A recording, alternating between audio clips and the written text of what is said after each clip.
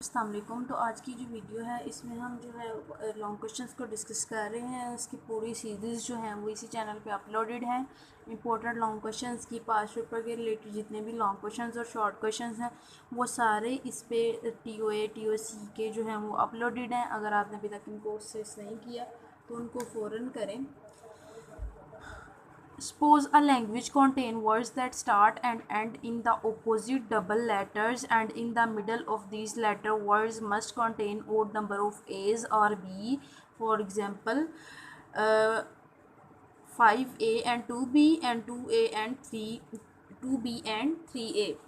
Write the regular expression and draw finite automata for the given language. सबसे पहले जो है वो हम क्वेश्चन की स्टेटमेंट को समझते हैं कि स्टेटमेंट में क्या कहा गया है। तो जो स्टेटमेंट है उसमें ये है कि आपने एक ऐसी लैंग्वेज बनानी है जो क्या हो, स्टार्ट हो और एंड हो अपोजिट डबल लेटर से। जो स्टार्ट हो, जैसे कि हमने ये स्टार्ट किया ए से, तो उसका एंड जो है वो बी से होना चाहिए। ठीक है।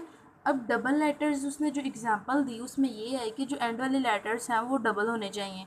इट मीन्स कि जो आपने एंड करना है वो डबल होना चाहिए। अगर आप बी से स्टार्ट कर रहे हैं देन एंड ए से हो। ठीक है।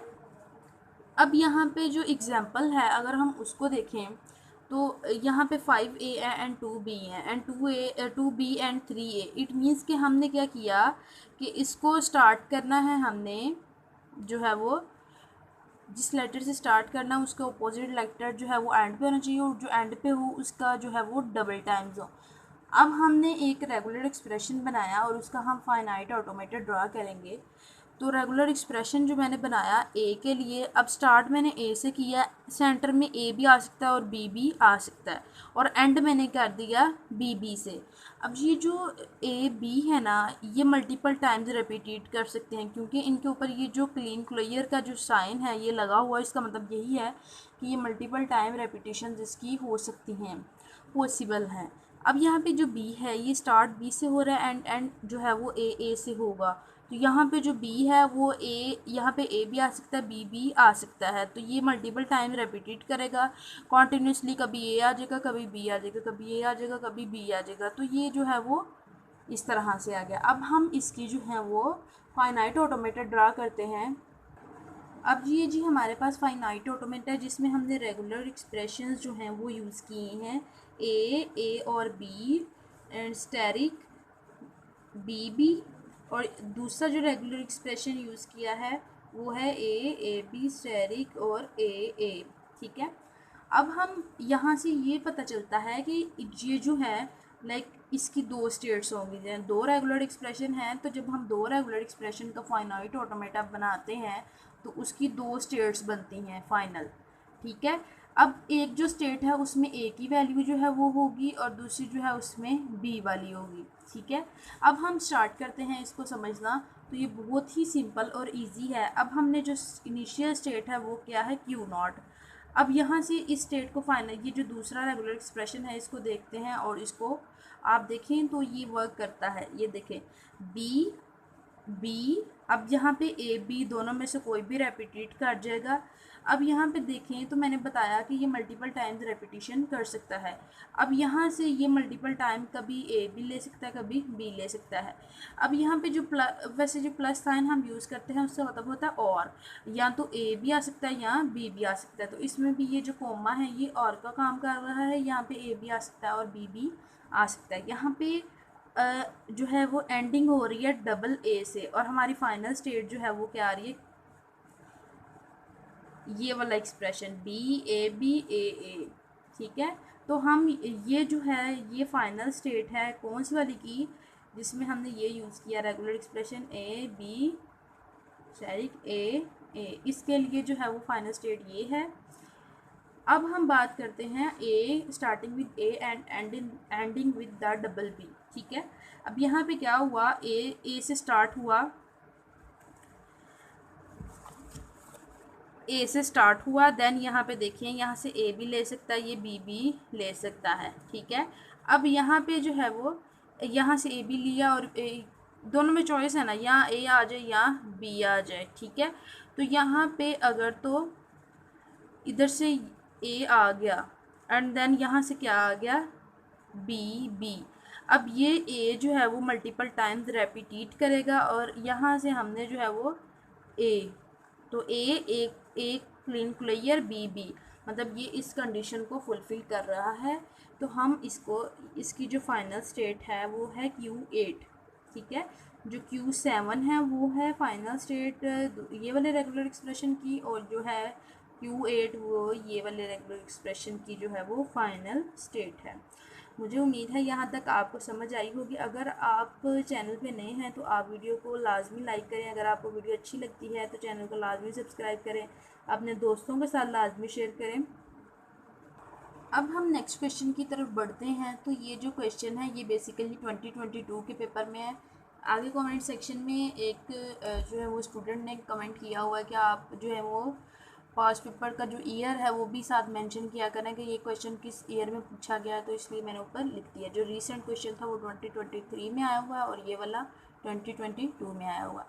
अप्रूव दैट द लैंग्वेज, ये लैंग्वेज हमें प्रोवाइड की गई है, is not context free using pumping lemma for context free languages. अब हमने पंपिंग लेमा को यूज़ करते हुए ये बताना है कि ये जो लैंग्वेज हमें दी गई है ये कॉन्टेक्स्ट फ्री है या नहीं है।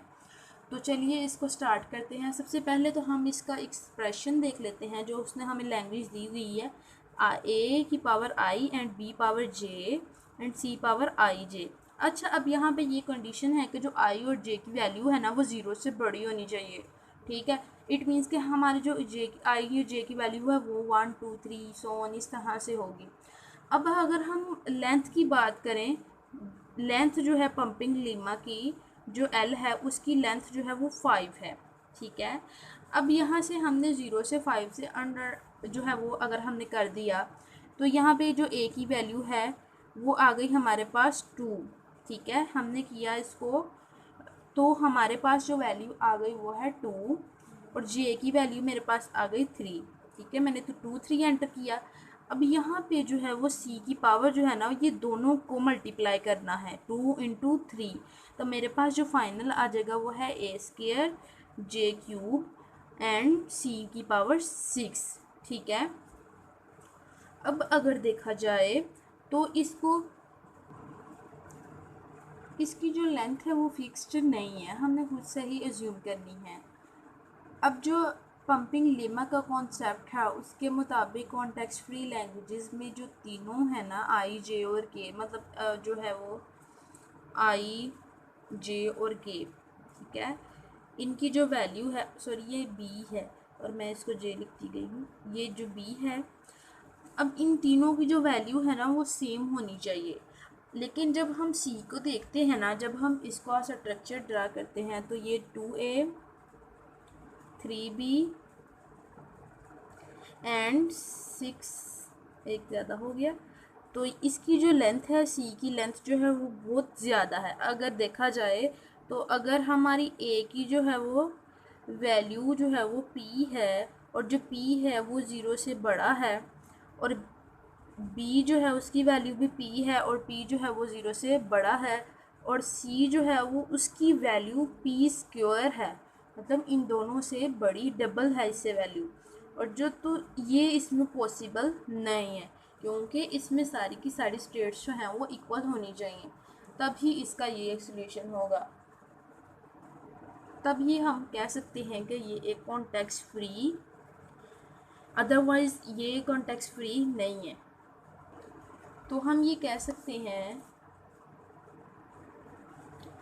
कि अब ये जो ए है ना इसको हमने एक्स सेलेक्ट कर लिया एंड ये जो 3 बी है इनको वाई और ये जो 3 है इनको जी कर लिया, ठीक है। अगर हम इसको पंप करते हैं, ये जो वाई की वैल्यू है, अब पंपिंग का मतलब क्या है,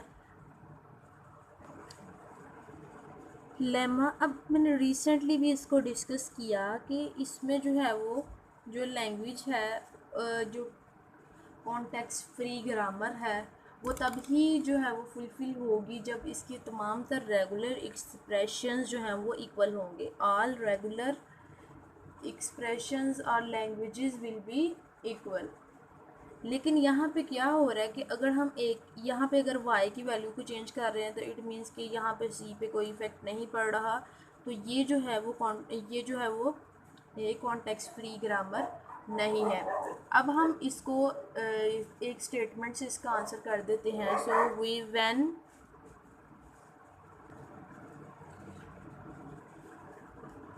we pump the y, then the state change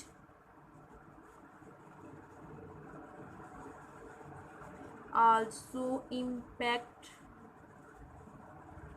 on c values, so its result is not right,